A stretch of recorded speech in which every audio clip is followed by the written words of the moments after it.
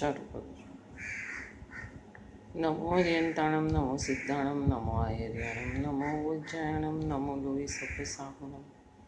ઈસો પંચનમુકારો સર્વભાવપણાસ્મો મંગળાનંચ સભ્ય સંપન્નો હૃદય મંગલમ. કમઠે ધર્ણેન્દ્રિય ચ સૂચિતમ કર્મ કુર્વતી પ્રભુસ્તુલ્ય મનોવૃત્તિ પાર્શ્વનાથ શ્રી વિષ્ણુ. કુંદિમ દુગુખે તુષારવન્ના સરોજ હતા કમલે નિસન્ના સુહાય અંગૂઠે અમૃત વસે લબ્ધ તણા ભંડાર શ્રી ગુરુ ગૌતમ સમર્વે વાંછિત.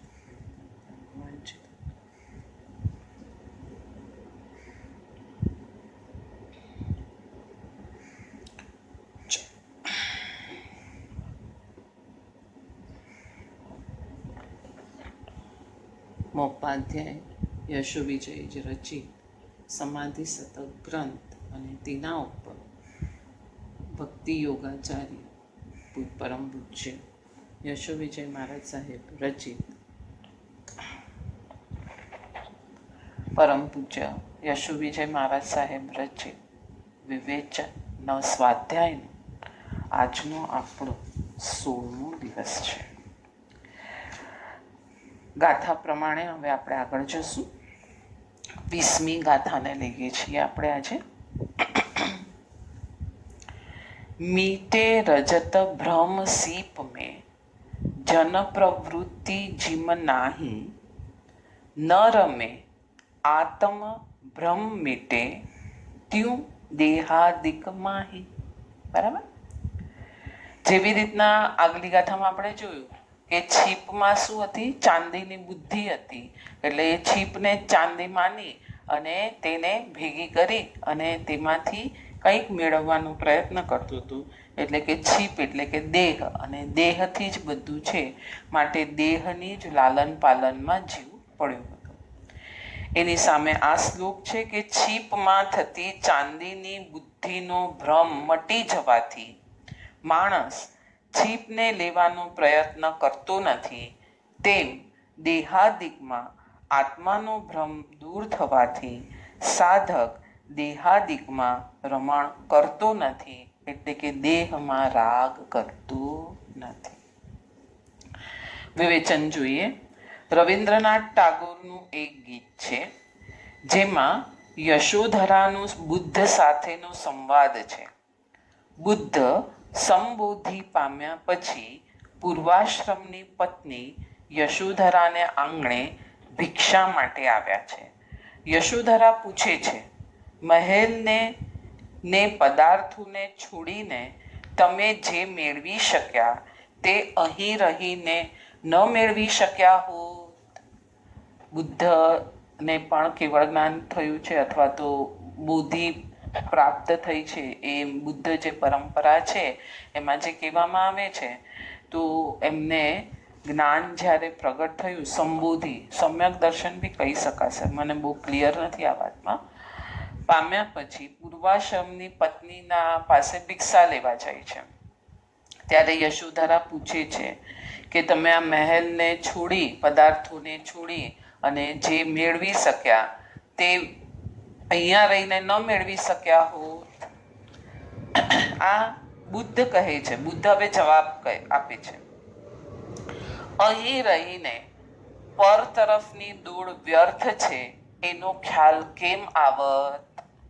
દોડની નિરર્થકતા સમજવા માટે આ નિતાંત જરૂરી હતું.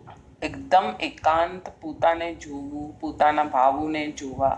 અહીંયા તો આપણે કદાચ સાચી વાત છે કે અહીંયા હોઈએ તો કે હા મને આના વગર ચાલશે, આ મારું નથી, આ પર છે, આ બધી માન્યતાથી આપણે અહીંયા જ રહીએ છીએ. અને પાછું સાયકોલોજીકલી માનીએ છીએ કે મારું નથી, અને સાયકોલોજીકલી બેક ઓફ માઇન્ડ એનો ઉપયોગ કરતા હોઈએ છીએ કેમ કે અહીંયા આપણે રહીએ છીએ. હવે આના વગર પણ જીવી શકાશે, એનું ચેકિંગ કરવા માટે તમારે ક્યાંક જવું પડશે ને. તો એવી રીતના આપણે કાલે આમાં જોયું ને પેલામાં કે સાધક બહુ ફેસિલિટી હતી, ત્યાંથી કે સાધના માટે ફેસિલિટી વચ્ચે તો હું બધું જ કરી શકીશ, ધ્યાન કરી શકીશ, આ કરી શકીશ. વગર ફેસિલિટી મારે જે ભ્રમને ટાળવાનું છે એ ભ્રમ મારો જો તૂટીએ તો એ મારું સાચું કહેવાય. આમાં મને બે ત્રણ ખ્યાલ આવે છે. પિંગળા પાસે માંગે છે ભર્તૃહરિ, ગુરુ કહે છે ને રોજ તારે પિંગળા પાસે જ જવાનું છે, તને સાચું વૈરાગ્ય આવ્યું છે કે નહીં જોવા માટે. પછી એક ઉપનિષદમાં પણ એક કથા છે, એમાં એની પત્ની, બે પત્ની છે, તો બે પત્નીને મુનિ ઋષિ કાળ છે. સરસ હતી કથા, આપણે એકવાર વાંચી હતી ને વાત બી હતી.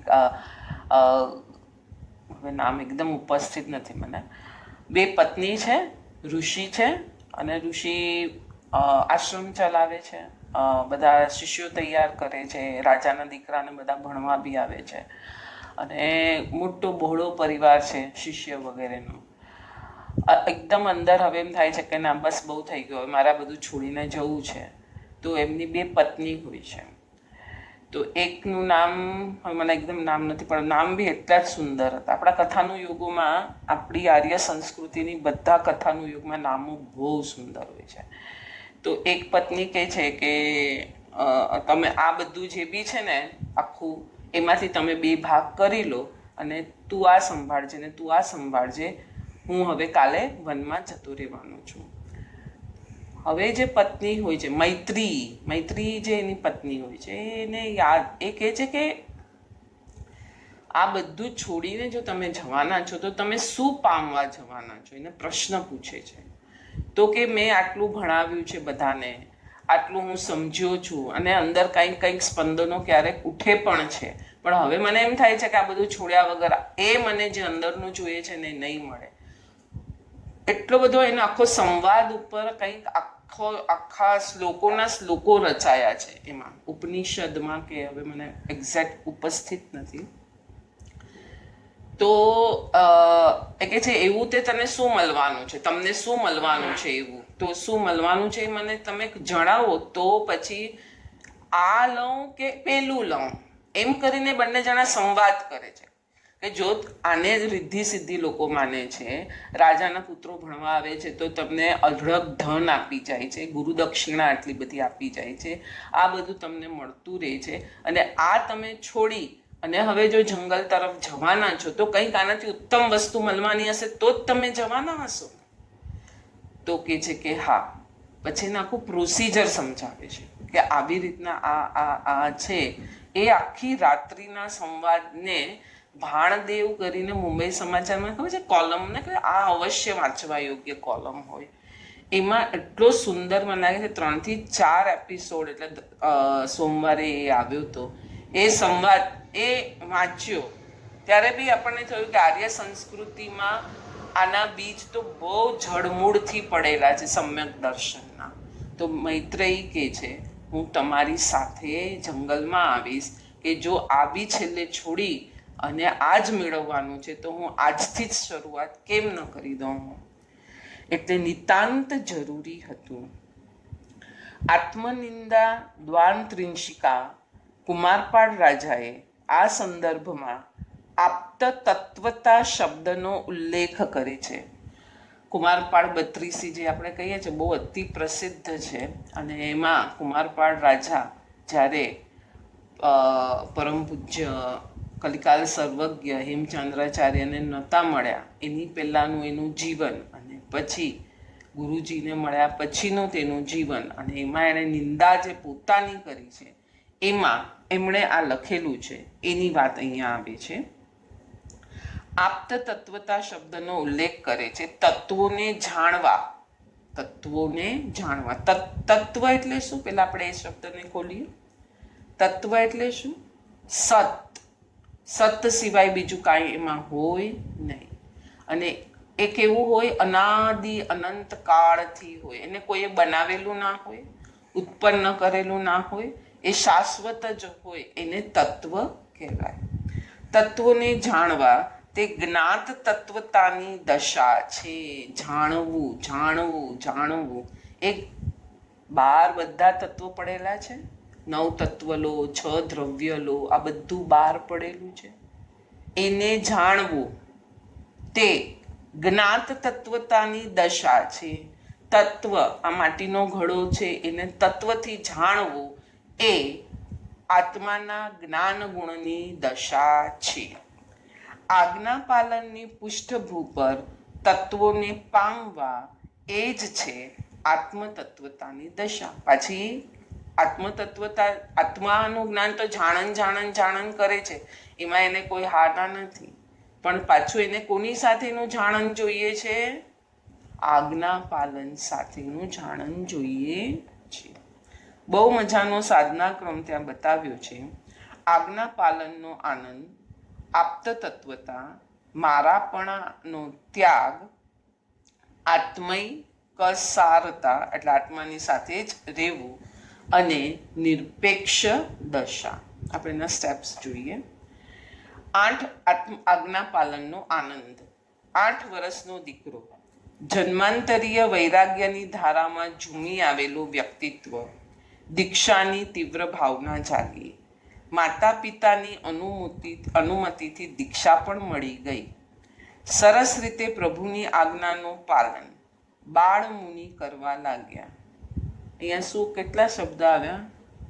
શબ્દને વાંચ્યા, સાંભળ્યા? જન્માંતરીય વૈરાગ્યની ધારામાં ઝૂમી આવેલું વ્યક્તિત્વ એટલે આપણી અનેક ભવોની સાધનાની ઉપજ છે કે આપણને અધ્યાત્મની વાતો સાંભળવી ગમે છે. મહાપુણ્યનો ઉદય છે.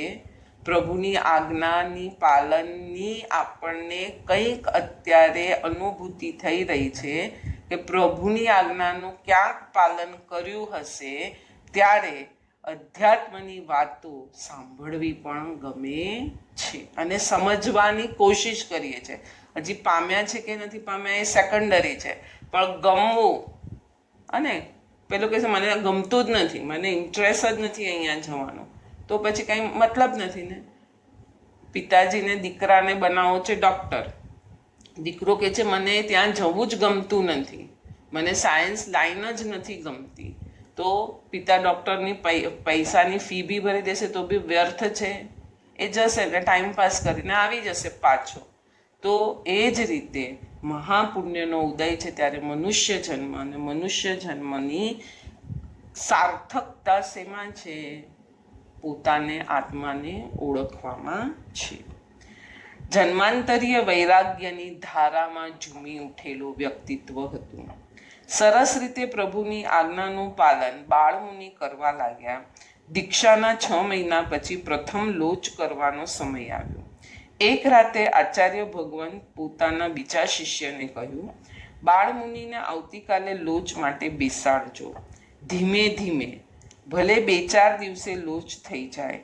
કોમળ એનું શરીર છે, જોકે મન તો મજબૂત છે, છતાં લાગે છે એ લોચ નહીં કરાવી શકે તો મુંડનનો વિચાર કરી શકાય. આપણામાં ઉત્સર્ગ અને અપવાદ 2 માર્ગ છે. ક્યારે કયો માર્ગ વાપરવો એ ગીતાર્થ ગુરુઓ જ નક્કી કરે, આપણે એમાં વચ્ચે પડવું નહીં. બાળમુનિ બાજુમાં સૂતેલા, આ વખતે જાગી ગયેલા, ગુરુના શબ્દ સાંભળ્યા, ધ્રુજી ઉઠ્યા. એમને થયું કે કદાચ મારું શરીર સહન ન કરી શકે. એમ કે ગુરુએ વિચાર્યું છે, તો પોતાને આવો વિચાર હજી સુધી નહોતો આવ્યો, પણ ગુરુએ વિચાર્યું, પછી હવે ગુરુની વિચારધારામાં પોતે ભળ્યા કે કદાચ સહન નહીં પણ કરી શકે. તેઓ ધ્રુજી ઉઠ્યા. એમને થયું કે કદાચ મારું શરીર સહન ન કરી શકે અને સાહેબજી મુંડન માટે આજ્ઞા આપી દે તો?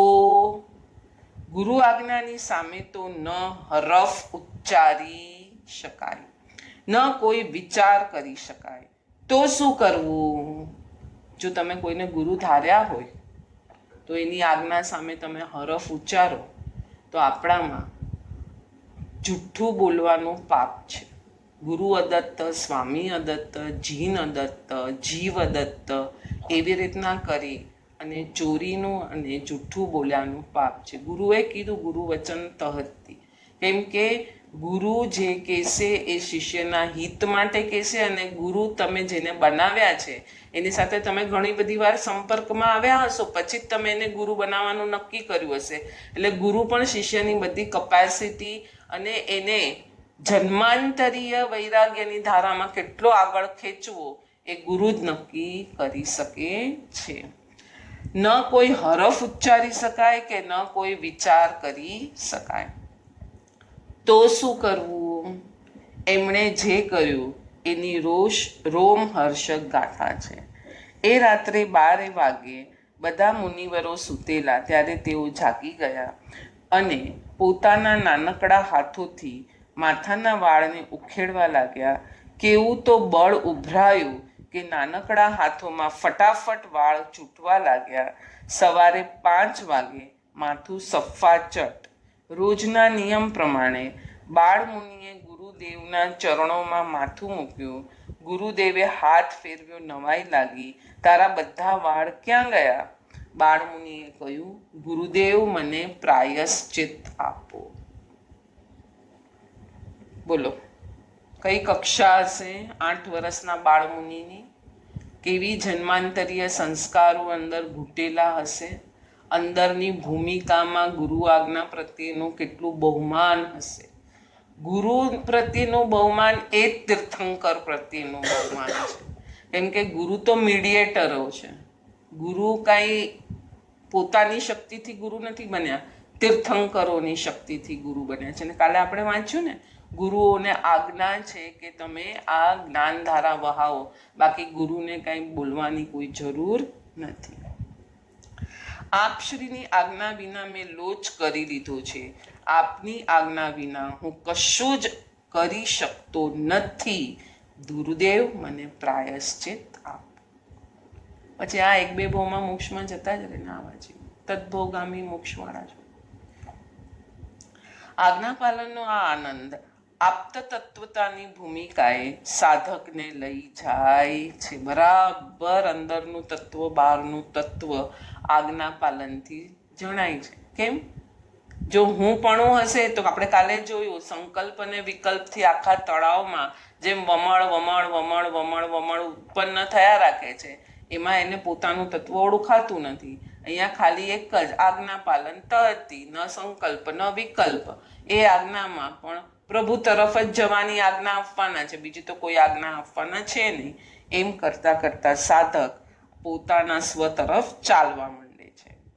ગ્રહસ્થપણામાં પ્રભુની ઘણી આજ્ઞાઓ વિશે સાંભળેલું જાણેલું હોય, પણ એ જ્ઞાત તત્વતાની ભૂમિકા છે, જાણવાની જ ભૂમિકા છે.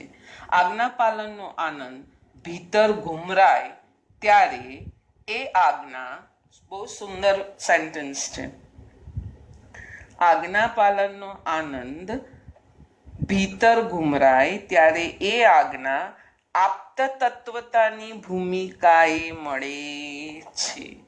એટલે કેટલી 3 થી 4 વસ્તુ આવી ગઈ. ગુરુનું બહુમાન, આજ્ઞાનું બહુમાન અને પોતાનું પણ બહુમાન. પોતે શું કરી રહ્યો છે એ પણ એને ખબર છે, ત્યારે આગળ વધી શકાય છે. આગળ જઈએ. એક પ્રવચનમાં હમણાં મેં ઇરિયા સમિતિની વાત કરેલી કે ઇરિયાના પાલન દ્વારા પ્રભુની આજ્ઞા તો પડાય છે, જીવોની વિરાધનામાંથી પણ બચાય છે, અને સાથે આપણો દ્રષ્ટિ સંયમ અને આપણામાં પણ નિર્વિકલ્પતા આવે છે. ખાલી ઇરિયા સમિતિ પાળવાથી પ્રભુની આજ્ઞા, જીવોની વિરાધનાથી બચાય છે, આપણો દ્રષ્ટિ સંયમ. આપણે મને લાગે છે 5-7 દિવસ પહેલાં કર્યો કે દ્રષ્ટિ સંયમ, કે નીચે જોઈને ચાલવાથી કેટલા બધા સંકલ્પ વિકલ્પથી ટળી શકાય છે અને પોતે નિર્વિકલ્પની ભૂમિકામાં રહી શકે છે. આ વાત મેં વ્યાખ્યાનમાં કરી. ગુરુજી કહે છે, એક ભાઈ થોડા સમય પછી મળ્યા. મને કહે, સાહેબજી, ઘરેથી ઉપાશ્રયે ઇર્યાપૂર્વક આવું છું. અદ્ભુત અનુભવ થયો. ખરેખર નિર્વિકલ્પ દશાની આંશિક અનુભૂતિ મળી. બસ આ જ આંશિક અનુભૂતિ પૂર્ણતા તરફ જાય છે. તમે પેંડો ચાખો અને પેંડામાં ગળાશ છે કે નથી એ કેવી રીતે તમને ખબર પડશે? દાળ ચા અત્યારે આપણે નવકારસી કરવા બેસશું, ધારો કે ચામાં ખાંડ નાખતા ભૂલાઈ ગઈ છે, તો તમને ખબર કેવી રીતના પડશે? પહેલી સીપે જ ખબર પડશે ને? આખો કપ પીશો પછી ખબર પડશે? આટલી સીપ પીધી ત્યારે જ તમે મને કહેશો કે આમાં જે તું ખાંડ નાખતા ભૂલી ગઈ લાગે છે. હા, તો અહીંયા આટલું જ પહેલા ચખાય છે, પછી આખું મળશે. તો આત્માનો આનંદ બી આવો જ છે કે જ્યારે તમે પ્રભુની આજ્ઞાઓ પાલન કરવા તરફ જાઓ છો ત્યારે અંદર કંઈક સ્પંદન થાય છે, અનુભૂતિ થાય છે, શાંતિ લાગે છે, આનંદ અનુભવાય છે, કંઈક બીજી દુનિયામાં હોઈએ એવી અનુભૂતિ થાય છે. કેટલા શબ્દ આપીએ, એ આંશિક અનુભૂતિ છે.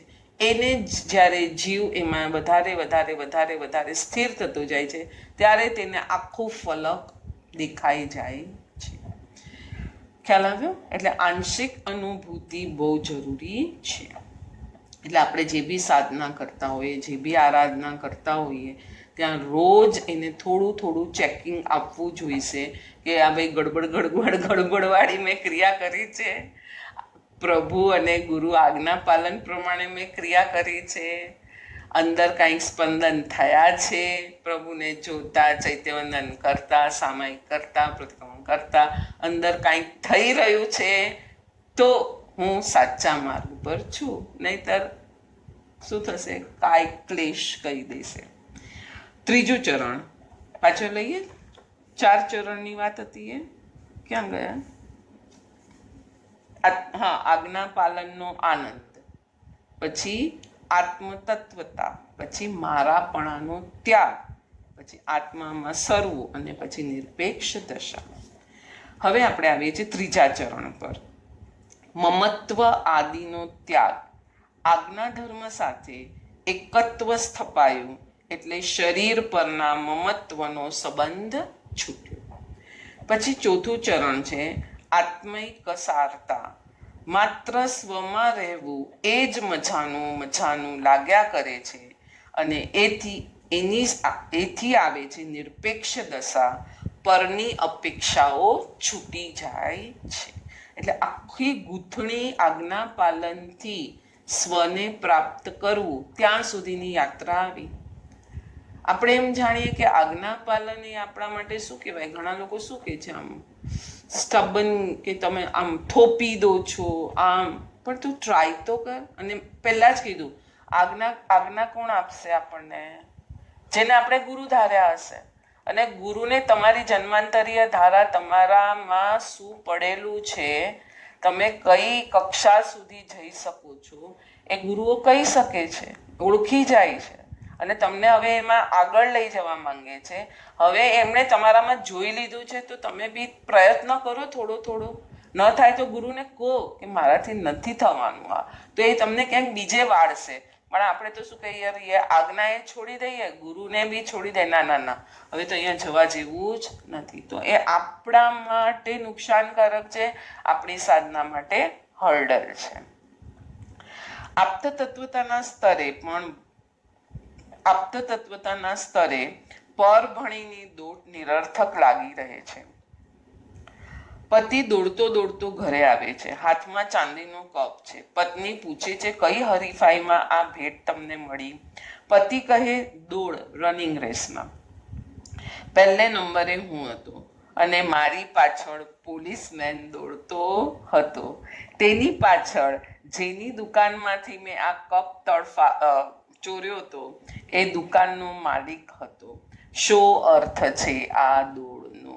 જે દોડો છો એની પાછળ કર્મસત્તા છે, પ્રભુની આજ્ઞાની ખંડણા વિરાધના છે, એની પાછળ પરભવના કડવા ફળો છે. બધું એની પાછળ પોલીસની જેમ, દુકાનદારની જેમ તમારી પાછળ આ દોડની પાછળ પડ્યું જ છે. હવે આપણે એને નહીં જોશું તો નહીં ચાલે. હજુ પેલા ભાઈની હાફ ઓછી ન થઈ હોય અને પોલીસમેન એને પકડી જાય, કેસ ચાલે, સજા થાય. કેટલું દોડ્યા પદાર્થની પાછળ, શું મળ્યું, શું મળી શકે? પ્રબુદ્ધ અને અબુદ્ધ વચ્ચેનો ફરક આ રીતે સમજાવાયો છે. 1-2 ઘર, મહેલ, 2-4 ભોગ્ય પદાર્થોને અનુભવીને એમની અસારતા જોતા બધા પદાર્થોની અસારતાને જોઈ શકે તે પ્રબુદ્ધ કહેવાય. બહુ સરસ વ્યાખ્યા કરી. પ્રબુદ્ધ, બુદ્ધિશાળી નહીં, બુદ્ધિશાળી જ હોય પણ અંદર તરફથી યાત્રા જેની શરૂ થઈ છે એવા જીવને પ્રબુદ્ધ કીધું. શું કીધું? કે એક બે ઘર છે, થોડા ભોગ્ય પદાર્થો છે, એને જ્યારે અનુભવે છે એમાં જ અસારતા દેખાઈ ગઈ છે, તો હવે બધા પદાર્થમાં અસારતા દેખાઈ જશે ને કે ના, હવે આને રાખવું. આપણે અહીંયા આગળ હમણાં જ જોયું, આંશિક અનુભૂતિ જ્યાં થઈ ગઈ છે ત્યાં આખો આત્મા ઓળખાઈ ગયો છે. તેમ આ બે ચાર સંબંધો, બે ચાર સગાવાલાઓ, બે ચાર વસ્તુઓ, આ બધાને જ્યારે અનુભવીએ છીએ ત્યારે આપણને લાગે છે આ બધામાં અસારતા જ છે. તો પછી આખા સંસારમાં અસારતા આવી ગઈ કે ના આવી ગઈ? પરંતુ આમાંથી સુખ ન મળ્યું તો આનાથી કેવી રીતના મળશે? એમાંથી ન મળ્યું તો બીજા પણ કેવી રીતના આપશે? આવી ભ્રમણા હવે એનાથી ઊંધું લેશે. આવી ભ્રમણા પ્રબુદ્ધતાને છે. અને આની સાથે હમણાં રિલેશન બગડી ગયો છે, પણ આ માણસ હવે સારો છે, આ તમારી ધ્યાન રાખે છે, તો આ સારો છે. હવે આને ખરાબ કર્યો, આને સારો કર્યો. આ પેલા સારો હતો, પછી ખરાબ થયો, તો હવે દ્રષ્ટિ બીજે નાખી, આને સારું કર્યું, તો શું આને પ્રબુદ્ધ કહેવાશે કે અબુદ્ધ કહેવાશે? એક ખરાબ છે તો આખું જગત જ ખરાબ છે. તો આ આવશે બુદ્ધિશાળી પ્રબુદ્ધતા. આખી તપેલીમાં ભાત સીજેલા છે કે નહીં એનું અનુમાન ગ્રહણી ચમચીમાં ભાત લઈ એક દાણાને જ દબાવે છે કે બધા ભાતને જોશું આપણે. અસારતાના આ બોધ માટેનો મજાનો પાયો છે એ તમારું શરીર. શું છે દેહમાં? મુઠ્ઠીભર હાડકા, થોડું લોહી, થોડી ચરબી, ચામડેથી મઢાયેલો, દુર્ગંધથી છલકાતી આ કાયા. પદાર્થોમાં અસારતાનો તીવ્ર બોધ છલકાઈ ઉઠે. આપણા શરીરને જ જોશું આપણે ને ત્યારે આખો સંસાર આવો છે. તે સૌથી નજીકનું સગું કોણ છે? આપણું શરીર છે. તો શરીર જ આવું છે તો આખા સંસારને શું કામ દોષ દેવાનો? એ પણ આવો જ છે. બસ તું સંભાળી લે, તું તારી જાતને જોઈ લે, બીજાને દોષ દેવા ન જા. તું સમજણ, તારી સમજણને દોષ દે કે મારી સમજણ વિપરીત ચાલી રહી છે, બીજાને શા માટે દોષ દે છે? એ તો એવો જ છે પદાર્થ. લીમડો કડવો છે તો કડવો જ છે, પણ તે એને ગળ્યો માન્યો તો એ તારી સમજણની દોષ હતો. હવે તું એને સંભાળી લે. પદાર્થો પર અસારતાનો તીવ્ર બોધ છલકાઈ ઉઠે. ભરત ચક્રવર્તી કોટી શિલા પાસે ગયા, કાંકેણી રત્નને હાથમાં ઝુલાવતા, પોતાનું નામ તેના પર લખવા માટે. અને કોટી શિલાની નજીક જતા ખ્યાલ આવ્યો કે પોતાના પુરોગામી ચક્રવર્તીઓના નામો વડે આવડી મોટી શિલા એ હદે ભરાઈ ચૂકી છે કે બે ચાર નામ ભૂસીને પોતાનું નામ ત્યાં લખી શકાય. ભરતજીનો હાથ ત્યાં નામ લખતા ધ્રુજી ગયો. શો અર્થ આ ચક્રવર્તીત્વનો? તમને ખ્યાલ છે ચક્રવર્તીપણું હોય ને ત્યારે 6 ખંડ હોય. આપણે ભરત ક્ષેત્ર જે આખું હોય છે ને આમ આમ આમ ગોળ દોરેલું આવી રીતના, આમ અડધો ચંદ્ર, આઠમનો ચંદ્ર હોય એ કેવો હોય, પછી એના બરાબર 6 ભાગ પાડવામાં આવે. હવે 6 ખંડ પાડવામાં આવે. આઠમનો ચંદ્ર સમજવાનો, હવે એના 6 ભાગ પાડવાના.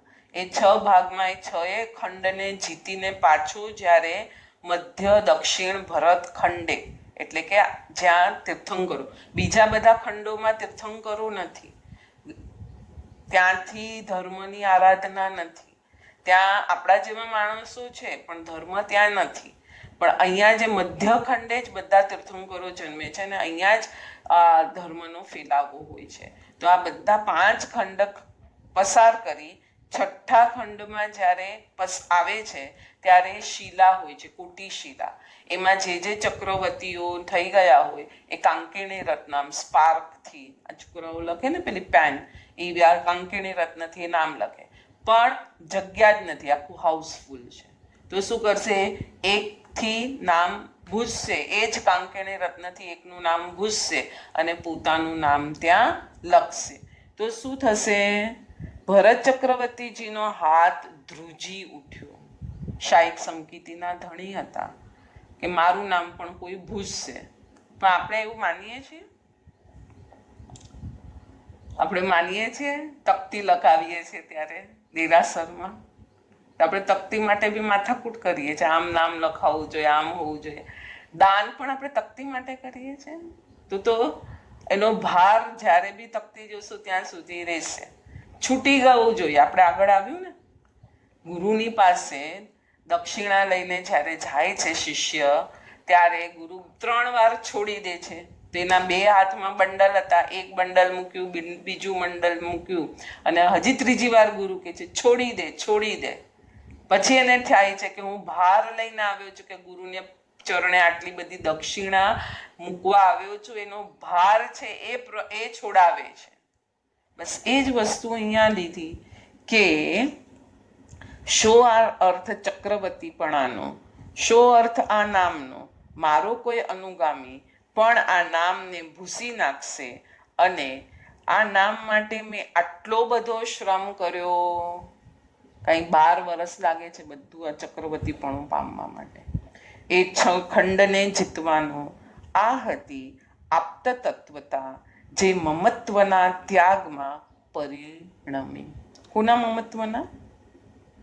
પોતાના. અને સંસારનું મમત્વ છૂટી ગયું, સંસાર જેવો છે એવો જણાઈ ગયો. આ તત્વ થયું કે જેવો છે સંસાર, હમણાં હું કોઈનું ભૂસું છું, મારું પણ કોઈ ભૂસશે, એમાં કોઈ નવાઈ નથી. મજાની કડી આપણી સામે છે. મીટે રજત ભ્રમ સીપ મેં, જન પ્રવૃત્તિ જીમ નાહી, ન રમે આત્મ ભ્રમ મીટે, ત્યું દેહાદિક માહી.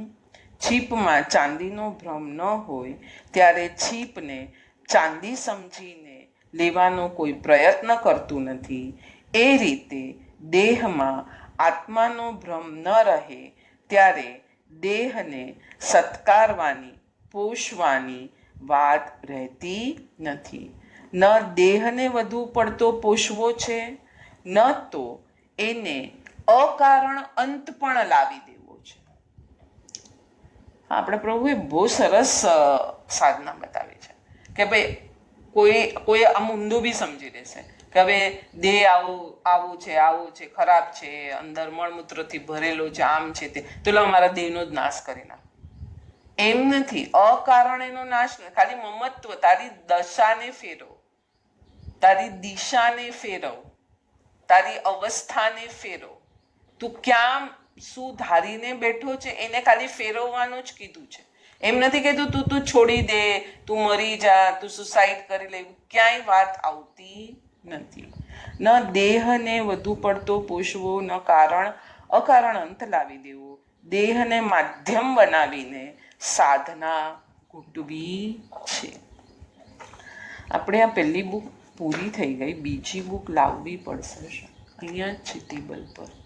જો ત્યાં 2 થી 3 કલરની બુક છે ને, તમારે ઊભા થવું પડશે. મારો ખ્યાલ ન રહ્યો કે આપણું આજે આપણું તો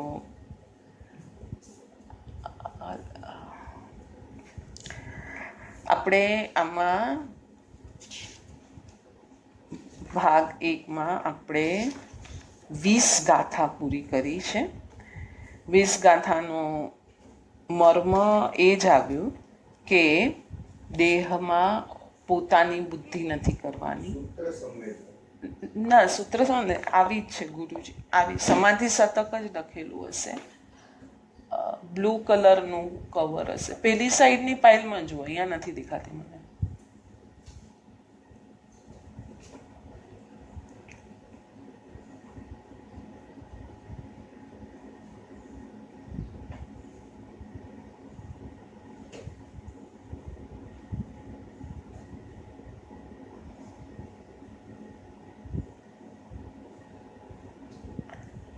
ભાગ બીજો હશે.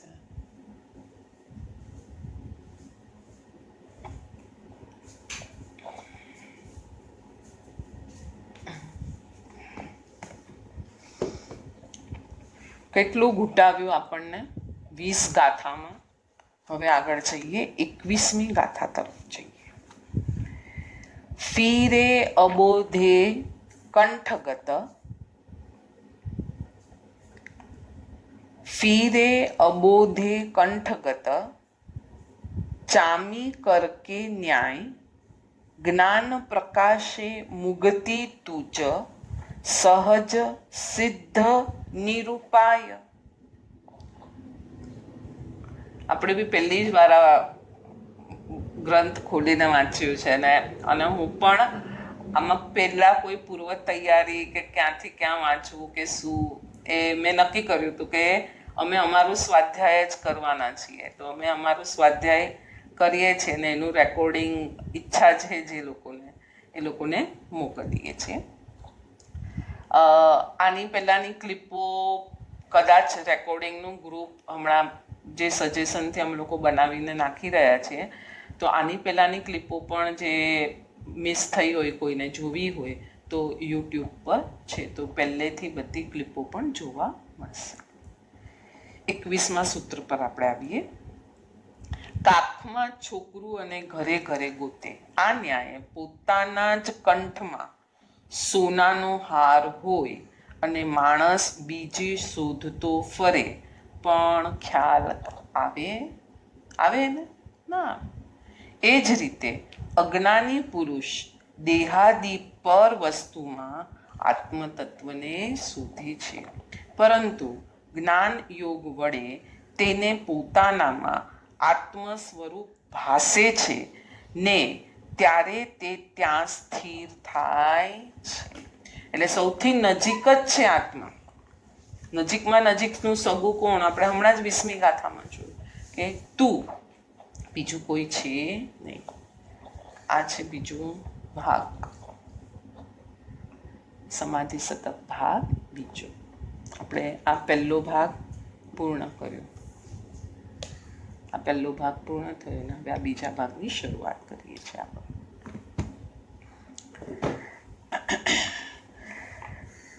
મુલ્લાજી રાત્રે સૂતા છે. ચોર ઘરમાં પેઠો ખાખા ખોડા કરે. ખળભળાટથી મુલ્લાજી જાગી ગયા. ચોરને કહે, કંઈક મળે તો મને કહેજે. પછી ઉમેર્યું, દિવસે તો આ ઘરમાંથી મને કાંઈ મળતું નથી, તો રાત્રે તને શું મળવાનું છે? અને સામે છેડેની એક ઘટના. સંન્યાસીના આશ્રમમાં ચોર આવ્યો. કશું જ નથી કે જે ચોરી શકાય. સંન્યાસી જાગી ગયા. ચોરને નિરાશા સાથે બહાર જતો જોઈ એમણે વિચાર્યું, કેવો મજાનો ચંદ્ર ઉગ્યો છે. કાશ હું આ ચાંદો એને ભેટ આપી શક્યો હોત તો કેવું સારું. આત્મધન જેની પાસે છે તેને બાહ્ય પદાર્થોની ભરમાર ગમતી નથી.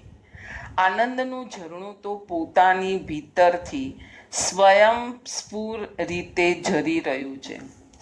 આ શબ્દ બહુ ઇમ્પોર્ટન્ટ છે. સ્વયં સ્ફૂર્ત રીતે ઝરી રહ્યું છે. કોઈના કહેવાથી કાંઈ થાય છે? પોતાના ઉપાદાનની તૈયારીથી જ અંદર સ્ફૂર્ણા થાય છે કે હવે હું આ સાધના કરું, જૈન ધર્મ શું છે એ સમજું, અંદર આત્મા શું છે, આત્મામાં શું છે, અને પોતાની બીજા કોઈ કાંઈ આપી શકશે? આપણે જસ્ટ વિચાર કરીએ. ખાલી બીજા તો શાસ્ત્રબોધ જ્ઞાનસારમાં કીધું છે કે શાસ્ત્ર છે એક દીવાદાંડી છે. જેવી રીતના મધ દરિયામાં એક દીવાદાંડી છે, કોઈ દિશા ભૂલી ગયું છે તો એ દીવાદાંડીના સહારે નક્કી કરશે કે હવે આમ આમ આમ જઈશ તો મારું સ્થળ આવી જશે. પણ ભાણ તો પોતે ચલાવવું પડશે કે ત્યાં ઊભો ઊભો એ દીવાદાંડી મને લે, મને ખેંચ, મને ખેંચ, મને ખેંચ એમ થશે? પોતે કાંઈ તો કરવું પડશે ને. હા, ગુરુ પ્રભુ તૈયાર, ગુરુ તૈયાર, પણ તારી 1% તો તૈયારી જોઈશે કે નહીં? એટલે આનંદનું ઝરણું તો પોતાની ભીતરથી સ્વયં સ્ફૂર્ત રીતે ઝરી રહ્યું છે. પદાર્થો શું કરી શકે? પદાર્થો એ ઝરણાના પ્રવેશ દ્વાર પાસે માટીના કણ જેવા બની શકે જે ઝરણાના પ્રવેશને રોકે છે. આ કણોને ઝડપથી હટાવી લેવા જોઈએ. કેટલો ફાઇન એક્ઝામ્પલ આપ્યું કે પાણી નથી નીકળતું તો કચરો આપણે કાઢીએ છીએ તો પાણી ધડાધડ ધડાધડ ધડધડ ધડધડ ધડધડ વહેવા માંડે છે. ઝરણું પણ ત્યાં તળાવ બની જાય છે. જો ત્યાં માટીના કણ જામી જાય છે અને માટીના કણ હટાવો તો ઝરણું પાછું ખળખળ વહેવા માંડે છે. એમાં આત્માની અંદર જ જ્ઞાન છે અને એના ઉપર આપણા અજ્ઞાનના જે થરો છે બસ એને ખાલી કાઢવાના છે તો અંદરનું ઝરણું તમને માણવા મળશે. ત્યાગનો અને વૈરાગ્યનો અગ્નિ, અસારતાના બોધનો અગ્નિ તીવ્રતયા જળી ઉઠવો જોઈએ. ધૂપસળીની જ્યોત નહીં પણ ભડકો થવો જોઈએ. એક કણો ખરાવશું તો ચાલશે. એક નાનું વ્રત લઈ લીધું, એક વસ્તુનો ત્યાગ કર્યો, એક કણિયું ખરાવશું તો ઝરણું આમ વહેશે. આમ ધાડ દઈને બધું ખરાવવું પડશે. હૃદય પ્રદીપ્ત ષટ ત્રિંશિકા ભીતર જવાના માર્ગને ચિંતતા સમ્યક વિરક્તિની વાત કરે છે. પ્રબળ વૈરાગ્ય, ધક ધકતો વૈરાગ્ય, એ વૈરાગ્ય બહિર્ભાવની અનાસ્થા ભણી વળશે. અનાસ્થા, બહિર્ભાવને શું કરી નાખ્યો? અનાસ્થા. આસ્થા સાચો જ નથી એવો અંદરથી એ આગ પ્રગટશે કે આ સાચું નથી, એ પ્રૂવ તો થઈ ગયું છે. અને જેમ જેમ આગથી એને બાળતો જશે એમ એમ અંદરનો માલ મળતો જશે. વિરક્તિનો અર્થ, ટાઈમ થઈ ગયો છે. વિરક્તિનો અર્થ વિશેષ અનુરક્તિ, પરમાત્મા પરની એવો પણ થશે. એટલે સાંડિલ્ય ઋષિ ભક્તિની વ્યાખ્યા કરતા કહે છે કે પરમાત્મા પરની પરમ અનુરક્તિ તે છે ભક્તિ. પરમાત્મા પર, અહીંયા પર એટલે પર પદાર્થ નહીં, પરમાત્મા પરની એટલે પરમાત્મા ઉપરની પરમ અનુરક્તિ. કે પરમાત્માએ કીધું છે સત છે. આજે સચિન તેંડુલકર પર લોકોને કેમ કેટલો વિશ્વાસ છે? કોઈ નવો ક્રિકેટર થતો હશે તો શું કહેશે? તારે સચિન જેવું થવાનું છે. તો વિશ્વાસ છે ને, એણે કંઈ પ્રૂવ કરીને આપ્યું છે કન્ટ્રીને. તો તમને ત્યાં આટલું મોટો વિશ્વાસ છે તો પ્રભુએ આટલું બધું, આપણો આખો પ્રમાણ છે. પ્રમાણ એટલે પ્રેક્ટિકલી પ્રૂવન માર્ગ છે. તો પ્રેક્ટિકલી પ્રૂવન માર્ગ છે તો એવી અનુવૃત્તિ જ્યારે કરો છો ભક્તિ ત્યારે પ્રગટે છે કે આ જ સત છે, આના સિવાય બીજું કાંઈ સત નથી. આને ભક્તિ કહેવાય. અંદરનું પરિણમન ચાલુ થયું છે ત્યારે ભગવાન, ભક્ત અને ભક્તિ, આ ત્રણે ટ્રાયેંગલ એક થઈ જાય એને ભક્તિ કહેવાય છે. હિન્દીમાં શું બોલું, બસ આવી ગયું બધું કે भक्त क्या छोड़ना है, क्या पकड़ना है, बस यही भेद ज्ञान करते करते आगे जाना है. गुरु की आज्ञा वही सर्वस्व हमारे जीवन में रहनी चाहिए. हमें उत्तम गुरु प्राप्त हो जाए ऐसी ही प्रभु को प्रार्थना करनी है और इससे सर्व जीवों का कल्याण होए. જીનાજ્ઞા વિરુદ્ધ કાંઈ પણ બોલાયું હોય તો મિચ્છામિ દુક્કડમ. સર્વ જીવો સાતામાં હશો, બધાની સાધના સરસ ચાલતી હશે.